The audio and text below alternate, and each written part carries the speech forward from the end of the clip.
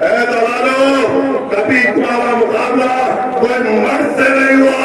आ जाओ, इन हाथों से तुम्हारा साथ।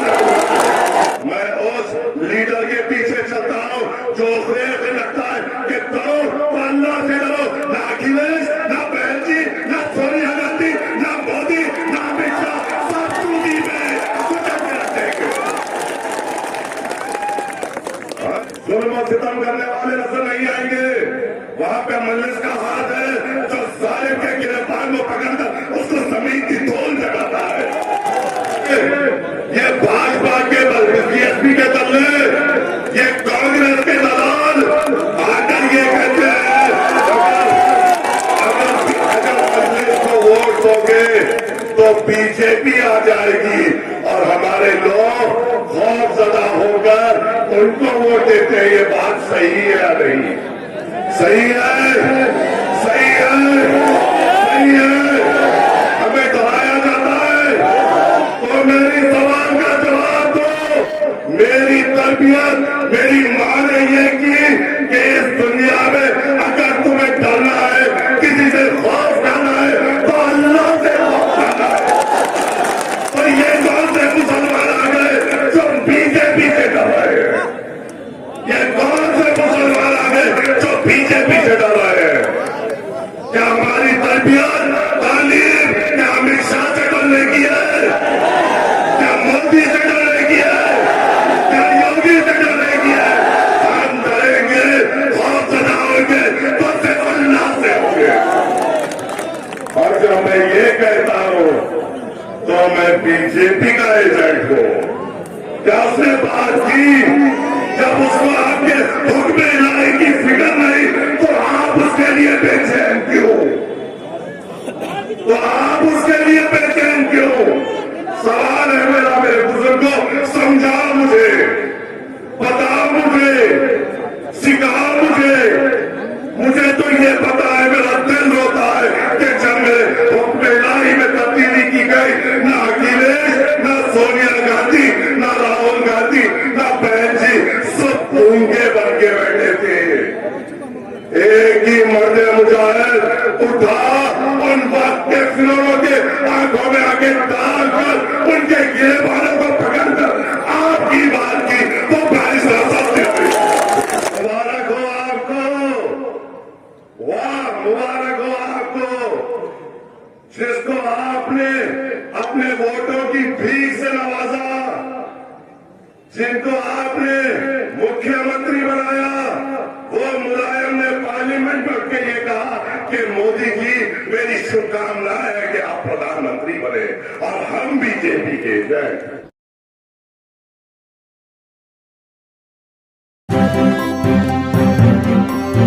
मीडिया वॉइस, आपकी आवाज।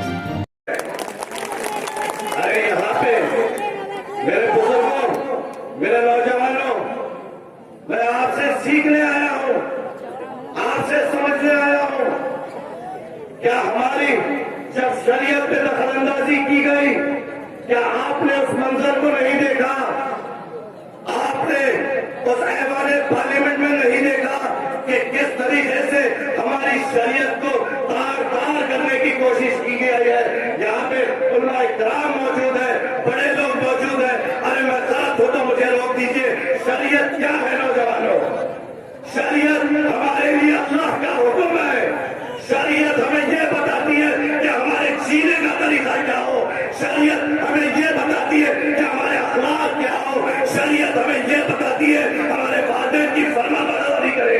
शरीयत हमें जीने का रास्ता बताती है, निकाह का तरीका बताती है, खुला का तरीका बताती है। और अगर हमारे घर में बंटवारा हो तो किस तरीके से ये सिखाती है जो हुक्म अल्लाह के तरफ से आया है। ऐ उलमाए किराम, ऐ मेरे बुजुर्गों, जब हमारे अल्लाह के हुक्म को तब्दील कर दिया गया, क्या आपने जिसको वोटों से नवाजा, क्या वो अखिलेश उठ के आपके हुक्म इलाही की तब्दीली में उठ के बात की?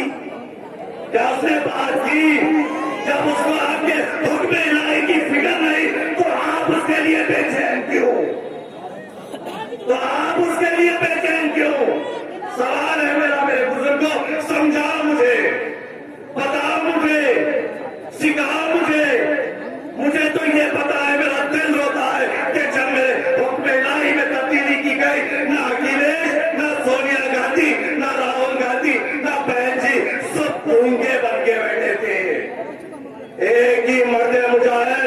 उठा, उन वक्त के फिरौनों के आंखों में आगे डालकर उनके गिरे बालों को पकड़कर आपकी बात की तो प्यारी साहब ने हुई।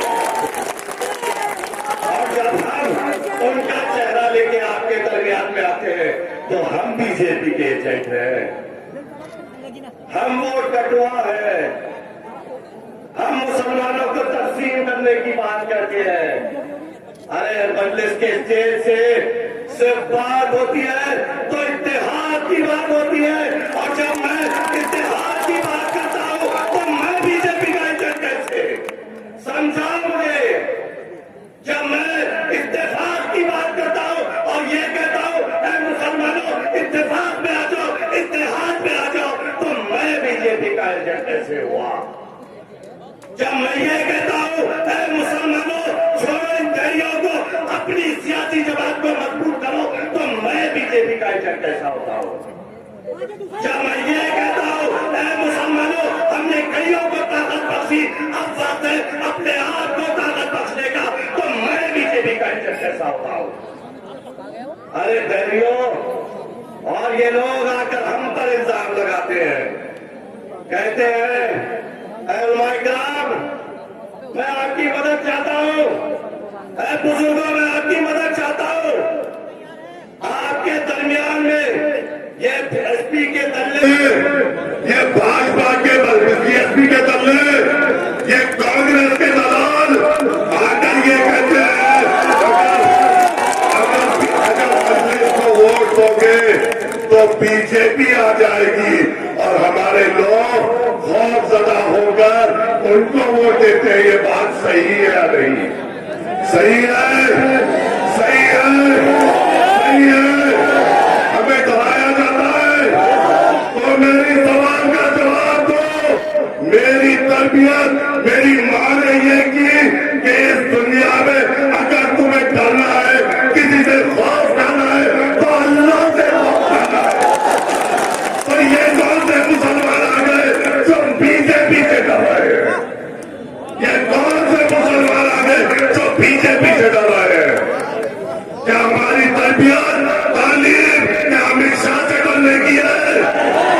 क्या मोदी से डरने की है? क्या योगी से डरने की है? हम डरेंगे, खौफजदा होंगे तो सिर्फ अल्लाह से होंगे। और जब मैं ये कहता हूं तो मैं बीजेपी का एजेंट हूं, और वो दलाल जो आके डराते हैं, ऐ दलालों कभी तुम्हारा मुकाबला कोई मर्द से नहीं हुआ, आ जाओ इन हाथों से तुम्हारा। ये याद रखो, हम दिल में हरा रंग लेकर आगे बढ़े, हमारा मकसद हमारा है, हमारा काम मुसलमानों का इत्तेहाद और इत्तेफाक है, हमारा मिशन हमारी सियासी जमात और अपने आप को मजबूत करने का है। हमने बहुत धैर्यों को, बहुत नाकारों को, बहुत गुलामों को मजबूत किया। अगली बार, इस बार हम अपने आप को मजबूत करेंगे।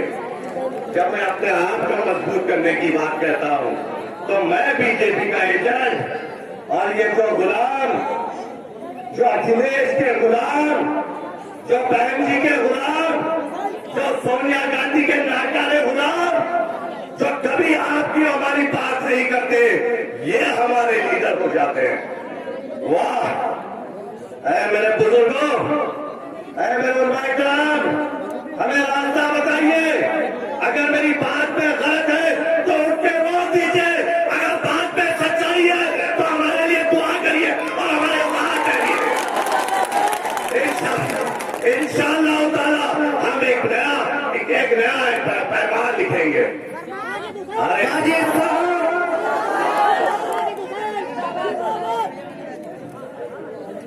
आज मैं उस एक मुकाम से आया हूं, यहाँ पे मेरे माकाम बैठे हुए, कहा गया कि बहुत सारे हैं।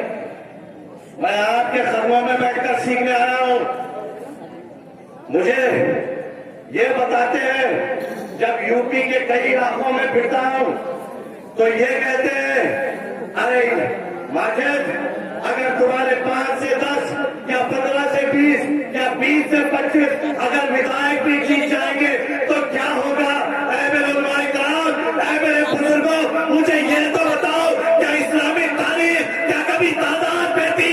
हमेशा हमने कुछ को लेकर आगे बढ़े, दिल में अपने दिल में ला इलाहा इल्लल्लाह का पैमाना लगाते हुए आगे बढ़े और हमने एक से एक बातें को अपनी जूतियों में रेखते हुए हमने फतेह हासिल की।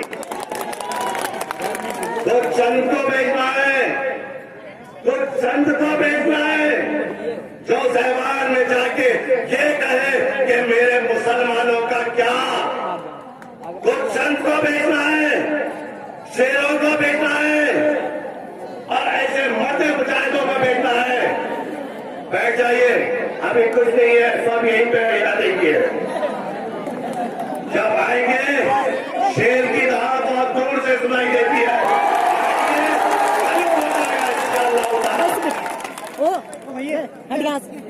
हमें अपने इतिहास को कायम रखना है, इत्तेफाक को कायम रखना है और तादाद की बात करने वालों गुलामों, ऐ दलालों, सुन लो, मैं जिस मुकाम से आया हूँ, रियासत तेलंगाना में हैदराबाद से आया हूँ, वहाँ पे हमारी हुकूमत नहीं है, ना हमारा मुख्यमंत्री है, ना मेरे मंत्री है, हमसे साथ है।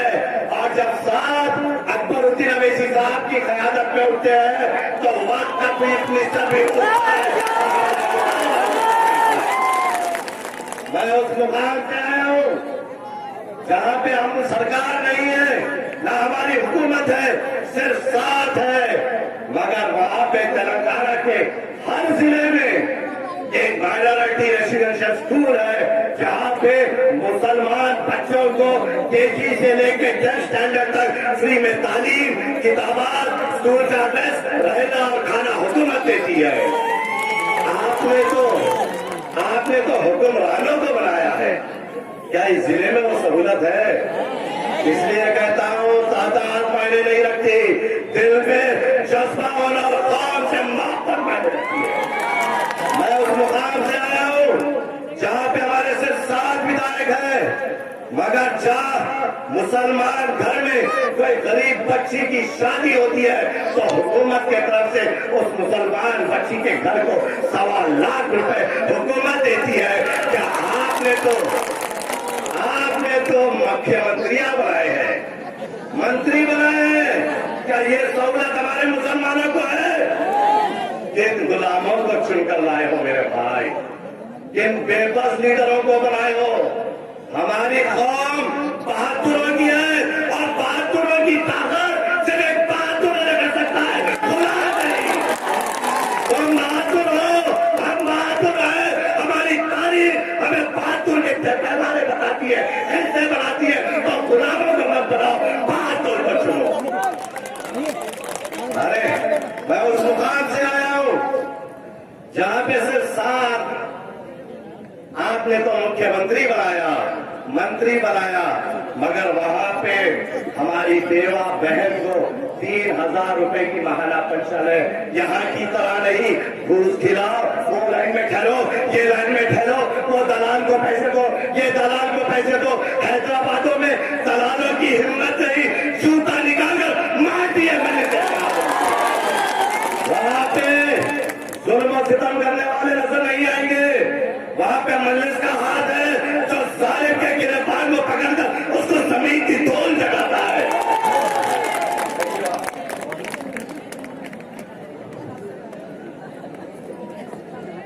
यही ढोल करते करते करते करते करते मुसलमान ये कगार पे आ गया। जब कोई सच बोलता है, अच्छा बोलता है तो भूल जाओ, वोट से लगा दो। मुझे भूल की जरूरत नहीं है, मुझे तुम्हारे इतिहास की जरूरत है, मुझे तुम्हारी एक जगह की जरूरत है। बारिश अवैसी साहब को आपके साथ की जरूरत है। अरे बोलो मेरे बुजुर्गों, नौजवानों, कहाँ कहाँ हम पर जुल्म नहीं किया गया, कहाँ कहाँ हम पे खत्म गारती नहीं की गई, अखलाक को शहीद किया गया। मालेगांव में कत्लेआम हुआ, झारखंड में हुआ, गुजरात में हुआ, अरे क्या तुम वो किस्सा भी भूल गए जो हाफिज जुनैद था, दिल्ली से यूपी आते वक्त जिस तरीका एक हाफिज कुरान बच्चे को जो अपने ईद की खरीदारी कर वापिस आ रहा था, इन काफिरों ने, इन जालिमों ने, ये जो हिंदुस्तान के दुश्मन है, इन्होंने उसको खंजर मार मार कर खत्म कर दिया। एक माँ की कौम उजाड़ दी, एक बाप के कंधे पे दुनिया का सबसे बड़ा बोझ डाल दिया। मगर अखिलेश चुप, सोनिया गांधी चुप, बहन जी चुप, बोलने वाला सिर्फ एक बैरिस्टर सऊदी अरबी, जिसको आप बीजेपी का एजेंट कहते हैं, जिसको आप तहमतों से नवाजते हैं, जिसको आप इल्जामात से नवाजते हैं, जिसके ऊपर किरदार के ऊपर आप उंगली उठाते हैं, जिसकी मेहनत पे आप शक करते हैं, जिसकी जुस्तजू पे आप हंसते हैं, जिसकी कौम के मोहब्बत पे आप यकीन नहीं करते, जो कौम के लिए उठता है उसकी बात नहीं सुनते, तो क्या होगा? बगल सिर्फ अंधेरा ही तो मिलेगा मेरे भाई। हम 20% हैं इस यूपी में, हम 20% हैं, और इन 20% वालों ने क्या किया? कभी 7% वाले यादव को अपना नेता बनाया, तो कभी 11% वाले बहन जी की जात को उनको नेता बनाया। 20% हम, 4-2%, वो राजभर 3%, यादव एक हो गया, राजभर एक हो गया, दूसरे पूरे एक हो गए। अरे इनको पूरों को एक जगह मिला भी लो तो हमारे आगे नहीं हो सकते, तो इनको हमारी जरूरत या उनको हमारी जरूरत, ये फैसला आपको करना है। हम क्या कह रहे हैं? बीजेपी से खौफ, अमित शाह के नाम से खौफ, योगी के नाम से खौफ है। मुसलमानों, है बुजुर्गों, मेरी वालदा ने ये तालीम दी है कि डरो तो सिर्फ अल्लाह से डरो, मेहनत करो, जुस्तजू करो, इखलास से करो, आगे बढ़ो, कौम का जज्बा अपने दिल में लेके आगे बढ़ो। अगर तुम्हारी मेहनत में इखलास होगा और सही तरीका होगा तो इंशाअल्लाह तुम्हारी मेहनत में अल्लाह मदद करेगा। मैं अल्लाह की मदद से आगे बढ़ने की कोशिश कर रहा हूं, तो आप पीछे क्यों दब रहे? कौन आ गई है जो नाज़बिल्लाह आपको दुनियावी लोगों से भी दबा रहे हैं? और वो कौन लोग हैं जो ये बात पे यकीन करते हुए डर रहे हैं?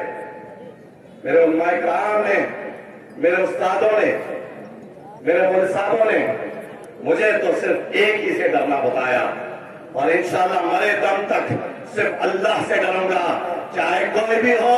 मैं उस लीडर के पीछे चलता हूं जो खुद लगता है कि डरो तो अल्लाह से डरो, ना अखिलेश, ना बहन जी, ना सोनिया गांधी, ना मोदी, ना अमित शाह, सब टूटी में कुछ हमसे मुकाबला 20% हमें आना है, साथ वक्त आएगा, इस इंतखाबात में एक हो जाओ। मेरे उलमाए कराम, क्या जीत और हार का फैसला आप और हम कर सकते हैं? जीत और हार का फैसला ना आप कर सकते हैं, ना मैं कर सकता हूं। जीत हार, जिंदगी मौत सब अल्लाह के हाथ में है। आपका और मेरा काम मेहनत करना है, हम मेहनत करेंगे, उसमें अच्छाई हो या बुराई हो वो अल्लाह का फैसला रहेगा। हम एक बार एकजुट हो जाएंगे तो ये 7% भी आपके हकों में आके बैठेंगे, ये 11% भी आपकी मदद मांगेंगे जब हम मुख्यमंत्री बनेंगे और ये मंत्री बनेंगे इंशाअल्लाह। हमारी माँ और बहनों के लिए अच्छे अस्पताल, क्या हमें नहीं चाहिए कि हमारा बच्चा भी थाने में दरोगा बने? क्या हमें नहीं चाहिए कि सरकारी इदारों में कहीं रफीक दिखे, कहीं हमीद दिखे, कभी कहीं लतीफ दिखे? क्या हमें ये देखना नहीं है? क्या हमारी किस्मत में यही देखना है कि थाने में जाओ तो दलित दिखे और यादव दिखे, सरकारी महकमे जाओ तो दलित दिखे और यादव दिखे, कहीं भी जाओ इनके बच्चों का रोजगार और मुस्तकबिल सवर गया, और आप और हमने जो भीख से इनको नवाजा, हमारे नौजवानों का मुस्तकबिल हमने अंधेरे में ला दिया। क्या हमें नहीं चाहिए हमारे हर जिले में अच्छे तामीराती स्कूल हो? क्या हमें नहीं चाहिए हमारे हर जिले में हमारे बच्चों के लिए अच्छे कॉलेज और अस्पताल हो? क्या हमें नहीं चाहिए कि हमारे बुजुर्ग कभी आधी रात को उनकी तबीयत खराब हो जाए तो हमें हमारे जिले में अस्पताल मिल जाए? क्या हमें नहीं चाहिए जब हमारी माँ और बहनें जब कोई नए को दुनिया में लाती है उनके लिए अच्छे अस्पताल बने?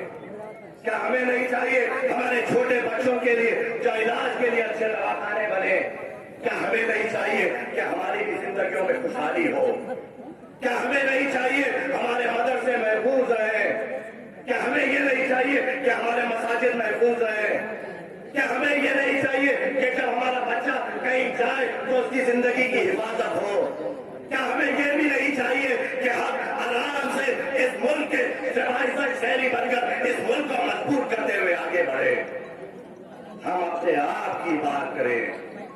बहुत आएंगे, बहुत लोग बात करेंगे, पैसा निछावर करने की कोशिश करेंगे, आपको तोड़ने की कोशिश करेंगे।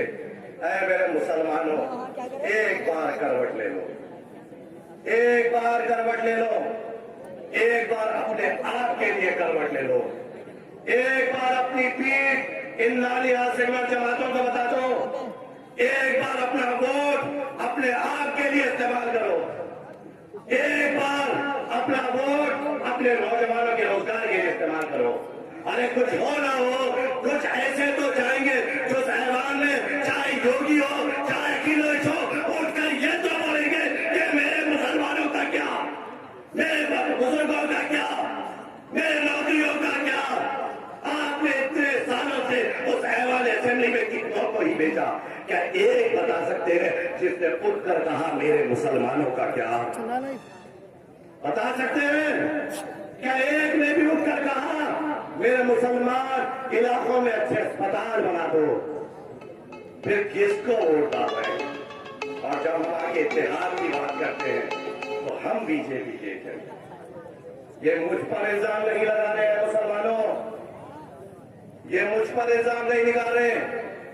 माजरत से कहता हूं, अगर एक मुसलमान पे इल्जाम लगाना तमाम पे लगाने के बराबर है। और असदुद्दीन अवैसी जैसा शख्स जो आपके लिए हर मोड़ पर उठकर उन बात के फिरों के आगे उठकर आपकी बात करता है, उस पर तहमत लगाना तो बजाय ताकि गलत बात है।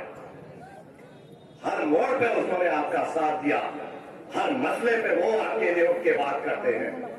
घर में बेटी की शादी हुई, नरेंद्र मोदी को नहीं बुलाया। घर में बेटियों की शादी हुई, अमित शाह को नहीं बुलाया। ना कोई बीजेपी का कोई दरवाजे तक आ भी सकता है, मंजलिस का इलाका है बाबू वो। मगर हमने देखा, हमने हैदराबाद में बैठ के देखा। मुबारक हो आपको, वाह मुबारक हो आपको, जिसको आपने अपने वोटों की भीख से नवाजा, जिनको आपने मुख्यमंत्री बनाया। वो मुलायम ने पार्लियामेंट में उठ के ये कहा कि मोदी जी मेरी शुभकामनाएं है कि आप प्रधानमंत्री बने और हम बीजेपी के हैं। वाह मुबारक हो आपको, मुबारक हो आपको। आपने जिसको अपने वोटों की भीख से नवाजा और जिसको मुख्यमंत्री बनाया, जिस खानदान जो दूध बेचता हुआ खानदान था उसको मुख्यमंत्री बनाया, उनके घर की शादी में मोदी भी आया, अमित शाह भी आया, हर एक बीजेपी का लीडर आया। और बीजेपी के बी टीम और एजेंट हम क्यों अंधेरे में रह रहे हो, क्यों गफलत में रह रहे हो? क्या हमारी तारीख रोशनी की है?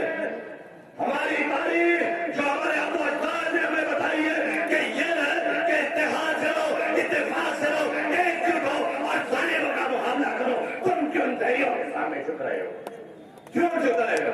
एक वजह तो बता दो। वजह तो एक ही है, वजह तो एक ही है, उन कमजोरों के लिए, कमजोरों के लिए, मुसलमान के लिए नहीं। मुसलमान के दिल में तो सिर्फ एक ही डर है, और कमजोरों के लिए जो उसके अलावा भाजपा से डरते हैं, अमित शाह से डरते हैं, योगी से डरते हैं। अरे तो अपने करने को अपने दिल में जमा लो, नमाज की पाबंदी करो, हम मुकाबला करेंगे और इनको अपने चूक कर रखेंगे। अरे तुमने अखिलेश को बनाया, हमने अकबरुद्दीन अवैसी को बनाया। आपने अखिलेश को मुख्यमंत्री बनाया, हमने अकबरुद्दीन अवैसी साहब को विधायक बनाया, आपने इनके खानदान का मुख्यमंत्री बनाया, कुछ मिला? हमने एक विधायक अकबरुद्दीन अवैसी को बनाया, तो आज हैदराबाद में उनके जाती पैसों से, किसी की मदद से नहीं, खुद के जाती पैसों से 18 स्कूल चलते हैं, जहां पे 16,000 बच्चे फ्री में तालीम हासिल कर रहे हैं। इसको बनाया आपने। इसलिए कहता हूं, शेरों को चुनो, शेरों की कौम है, शेर के पीछे चलो। शेरों की कौम गीदड़ या कुत्तों के पीछे नहीं चलती। ये गीदड़ है, हम शेर है, जिस तरह कुछ जाएंगे, इनके नौ लेते हुए अपनी हुकूमत बनाएंगे इंशाअल्लाह। और उसके लिए अज़म की जरूरत है, उसके लिए अज़म की जरूरत है, उसके लिए इरादों की जरूरत है। अगर मजबूत इरादा है तो कसम खाओ कि हम अपनी पार्टी, अपना डंडा और अपने झंडे को मजबूत करेंगे, हम पहली बात मजबूत करेंगे। अरे क्या हमने कभी किसी से नाइंसाफी की? क्या हमने किसी मजहब के खिलाफ कभी असदुद्दीन अवैसी साहब को बोलते हुए सुना? फिर हम पे इल्जाम फिरका परस्ती का क्यों? फिर हमें ये क्यों कहा जाता है कि हम फिरका परस्त हैं? अरे मुसलमानों, ये भी सुन लो, लोगों को बांधने काम आएगा, और खासकर उन दलों को जो कांग्रेस, सपा और बसपा के तलुओं में पड़े रहते हैं, उनको बोलने काम आएगा। मालेगांव में ब्लास्ट हुआ, रिलीफ पहुंचाने वाले असदुद्दीन अवैसी, गुजरात में कत्लेआम हुआ, रिलीफ पहुंचाने वाले असदुद्दीन अवैसी, जम्मू एंड कश्मीर में सैलाब आया, उनके नाम की रिलीफ लेके जाने वाला मैं खुद था, आसाम में कत्लेआम हुआ, रिलीफ पहुंचाने वाले असदुद्दीन अवैसी, कहीं भी कुछ भी हम पे कत्लेआम होता है, आवाज उठाने वाले असदुद्दीन अवैसी।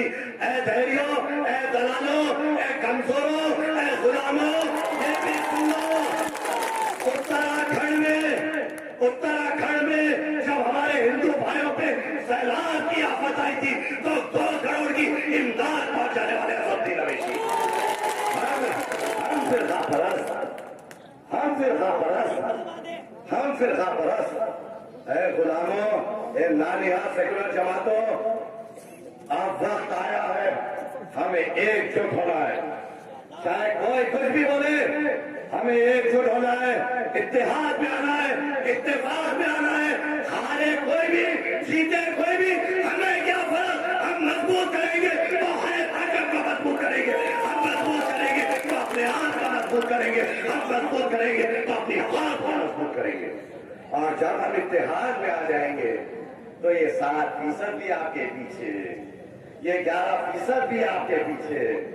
कह रहा है अखिलेश, हमने पार्टी में मशवरा किया, असदुद्दीन अवैसी को लेने से नुकसान हो जाएगा। समझा आपने? उनको तो मालूम है आपको डराया जा सकता है, घबराया जा सकता है, मगर कोई मुसलमान को उसके बाजू कोई ठहरा देगा अखिलेश, तो उसका हिंदू वोट उससे दूर हो जाएगा। ये डर के आपको ठोकरों में रखा है और आपको इस्तेमाल किया जा रहा है। क्या इतनी बात समझ में नहीं आ रही? क्या हम इतने अंधेरे में हो गए? क्या हम इतने खौफ में हो गए? क्या हम इतना परेशान हैं? क्या हमें जिंदगी से इतनी मोहब्बत हो गई कि हम अपने आप को मजबूत करना भूल गए? आजादी के बाद इतने सालों में कोई हमारी लीडरशिप नहीं थी, मगर अब है बैरिस्टर असदुद्दीन अवैसी साहब के नाम पे, और इंशाअल्लाह ताला वो जल्द आपके दरमियान में रहेंगे। और आप बहादुरों के सामने बात करने में मुझे जो एजाज हासिल हुआ, उसके लिए मैं आपका तहे दिल से शुक्रगुजार हूँ। डरने और घबराने की मौजूद थे, हम परेशान कि पुलिस अचानक हम पे इतनी मोहब्बत क्यों जता रही है। वहां जैसा एक पहुंचे, एक वर्दी में 3 तारे लगा के एक सिंगम, अरे वाला बेटा तेरे सामने असदुद्दीन अवैसी का शागिर्द ठहरे हुआ है, रुका। मैंने पूछा इंस्पेक्टर साहब हुआ क्या? कहा आपके जलसे में पाकिस्तान जिंदाबाद के नारे लगे। मौला इंस्पेक्टर साहब, या तो रात की उतरी नहीं या फिर अरे में मैं बोला, जब से 1.5-2 घंटे से मैं वहां पे बैठा हूँ, कई हमारे मीडिया के लोग वहां पे लाइव कवरेज कर रहे, हमारे कान में वो पाकिस्तान से नहीं आया, इनकी अम्मी आगे सारे इनके कान में पाकिस्तान ढूंढ के चली गई और ये समझे कि मुसलमानों ने पाकिस्तान जिंदाबाद का नारा लगाया। और जब उन्होंने वो वीडियो ऑडियो को शौकत साहब को बताया, शौकत साहब ने जब गौर से सुना, उसमें ये कहा जा रहा था वाजिद हुसैन जिंदाबाद, वारिस पठान जिंदाबाद, हमारे नामों को भी पाकिस्तान जिंदाबाद समझ के आगे लगो है। मगर वहां पे डट के मुकाबला करे, हम असदुद्दीन अवैसी के शागिर्द हैं, अखिलेश के गुलाम नहीं, एनसी के गुलाम नहीं, वहां पे ठहरे एहतजाज किया, यूपी पुलिस को घुटने में बिठाते हुए उनसे माफी मंगाई। ये वजह से क्या मिला है, इनको ताकत दो, इनको ताकत बनाओ। अगर कोई हम पे आंख उठाने की जरूरत करेगा, कसम खुदा की उसके आंख रोक देंगे। हम वो हैं, हम किसी से नहीं डरते। हमारे अम्मा ने हमें ये बताया है, बेटा दरवाजों से अल्लाह से डरो, किसके पास से डरो। और वैसे ही मुकाबला होगा। बहुत हो गया जुल्म, बहुत हो गया सितम, अब मजलिस उत्तर प्रदेश में है और इंशाअल्लाह ताला अगर तुम खिरोज लगाओगे, तुम्हारे गिरबानों को फाड़ने का काम मैं नहीं आपसे बात यही गुजारिश है कि मेरा कायद आने वाला है और फिक्र से उसको सुनिए, दिमाग खोल कर उसको सुनिए और एक फैसला लेकर जाइए अपने मुस्तकबिल का। बस एक फैसला लेके जाइए मुस्तकबिल का। आज एक अल्फाज के साथ आपसे ये कहता हूं कि बदल के रख देंगे फिजाएं जमाने की, बदल के रख देंगे फिजाएं जमाने की। हमें भी जिद है तूफानों में पतंग उड़ाने की। जनाब माजिद हुसैन साहब, माजिद हुसैन साहब, बड़ी गौर से सुन रहा था जमाना, बड़ी गौर से सुन रहा था जमाना, आप ही खामोश हो गए दास्तां कहते कहते, और नहीं तेरा नशे में। आज का जलसा एक इंशाअल्लाह तारीखी जलसा होगा और बहुत जल्द आपके दरमियान में आपके और हमारे कायद बैरिस्टर असदुद्दीन अवैसी साहब भी आपसे मुखातिब करेंगे और इंशाअल्लाह आपके सामने वक्त मुल्क और रियासत के जो हालात है वो आपके सामने रखने की कोशिश करेंगे। आप जैसा कि जानते हैं इंतखाबात हमारे सर पर है और जब इंतखाबात आते हैं तो जो हमारी कौम मुसलमान है जिनको 5 साल कोई नहीं पूछता, अचानक हमसे गैर मामूली मोहब्बत, अचानक हमसे गैर मामूली हमदर्दी और अचानक कई लोग हमारे दोस्त बन जाते हैं। मगर जैसा ही चुनाव खत्म होता है फिर आने वाले 5 साल में हर हमारी परेशानी हमारी होती है, हर एक हमारी तकलीफ हमारी होती है, हर एक मुसीबत हमारी होती है। आने वाले खतरों को हमको ही झेलना पड़ता है, आने वाले परेशानियों को हमको ही झेलना पड़ता है। खून खराबा अगर होता है तो हम पर होता है। जब ये हमदर्द जो चुनाव में हमारे दरमियान में आते हैं ये नजर नहीं आते, जब ये हमदर्द आज आपकी और मेरी मोहब्बत में बात करते हैं जब नजर नहीं आते, जब ये हमदर्द जिनको आप और हमने अपने वोटों की भीख से ताकत की कुर्सी पे बिठाया इनको हमारी परवाह नहीं होती। ऐ मेरे बुजुर्गों, ऐ मेरे नौजवानों, यहाँ पे कसीर तादाद में बुजुर्ग भी मौजूद है। आपके तजुर्बे के सामने मेरी उम्र भी नहीं। आपने अपनी जिंदगी में कईयों को इख्तियार की कुर्सी पे बिठाया, आपने जिद्दोजहद की और आपने चिलचिलाती धूप में कहते हुए अपने वोट का इस्तेमाल करते हुए कभी इंदिरा गांधी को प्रधानमंत्री बनाया तो मुसलमानों ने अपने वोटों की भीख से उनके बेटे राजीव गांधी को भी प्रधानमंत्री बनाया। तो फिर मुसलमानों ने अपने वोटों की भीख से आने वाले कई लोगों को, जिसमें आगे गुजराल हो, चाहे देवगौड़ा हो, हर किसी को आपने अपने वोटों की भीख से सेकुलरिज्म के नाम पे वोट देते हुए इनको इख्तियार की कुर्सी में बिठाया। मगर ये मुझे बताइए, आजादी के बाद मेरे बुजुर्गों मुझे समझाइए, आपने कितनों के ऊपर भी एहसान किया और हम नौजवानों का मुस्तकबिल क्या हुआ? हम वहीं के वहीं मौजूद हैं। आपने तो कईयों को अपनी भीख से नवाजते हुए इख्तियार की कुर्सियों पे बिठाया, फिर आज हम बेरोजगार क्यों हैं? आपने तो अपने वोटों की भीख से कईयों को चीफ मिनिस्टर बनाया, मुख्यमंत्री बनाया, प्रधानमंत्री बनाया, मंत्री बनाया, मगर मुसलमान नौजवान आज परेशान हाल क्यों है? आपने चिलचिलाती धूप में इनके लिए, ये नानिहाल सेकुलर जमातों के लिए मेहनत की और इनको इख्तियार दिया। फिर मुझे बताइए, फिर हमारी कौम परेशान क्यों है? आपने हर मोड़ पे सेकुलरिज्म के परचम को बुलंद किया और अपने नौजवानों के मुस्तकबिल को अंधेरे में डाल दिया और अपने कौम के मुस्तकबिल को अंधेरे में डाल दिया। अरे जब मैं ये बोलता हूं तो क्या गलत बोलता हूं? अरे आप मुझे बताइए, क्या आपने मुल्ला मुलायम के नाम पर मुलायम सिंह के हाथ में इख्तियार नहीं किया? क्या आपने बहन जी के नाम पर उनको इख्तियार की कुर्सियों पे नहीं बिठाया? आपने तो कईयों को मुख्यमंत्री बनाया, मगर फिर आज उत्तर प्रदेश का मुसलमान की हाल ये क्यों है? अरे आपने जिनको भी अपने वोटों की भीख से नवाजा, उसने आपके भीख का कर्ज अदा नहीं किया। तो फिर हम आपके दरमियान में वो चेहरा लेके आते हैं, वो नाम लेके आते हैं जिनके लिए आपने कभी जिद्दोजहद नहीं की, जिनको आपने कभी अपने वोट से नवाजा नहीं, जिनको आपने अपनी ताकत से, अपनी ताकत मेहनत से उनको नहीं ताकत बख्शी, मगर वो शख्स हर मोड़ पे, हर जगह पे, जब भी कौम पे तकलीफ या परेशानी आए, उसने आपका कर्ज ना लेते हुए भी आपका कर्ज उतारा और उस ऐवान पार्लियामेंट में उन वक्त के दीवारों के सामने बैठे हुए आपकी नुमाइंदगी की। तो जिसको भी आपने भीख दी वो बेवफा निकले, जिसको आपने इल्जामों से नवाजा, जिसको आप और हमने तोहमतों से नवाजा, जिसको आप और हमने बीजेपी का एजेंट कहा, जिसको आप और हमने ये कहा कि ये आएगा तो बीजेपी का एजेंट बन के आ रहा है, वो जिसको आप और हमने तोहमत दी, उसने बेखौफ होके, निडर होके उन तोहमतों को परवाना करते हुए आपका हक अदा कराया, आपके लिए ठहरा, आपके लिए और आप ही के लिए लड़ रहा है। वो एक ही मर्द मुजाहिद है जिसका आप और हम यहाँ पे बेसब्री से इंतजार कर रहे हैं, जिनका नाम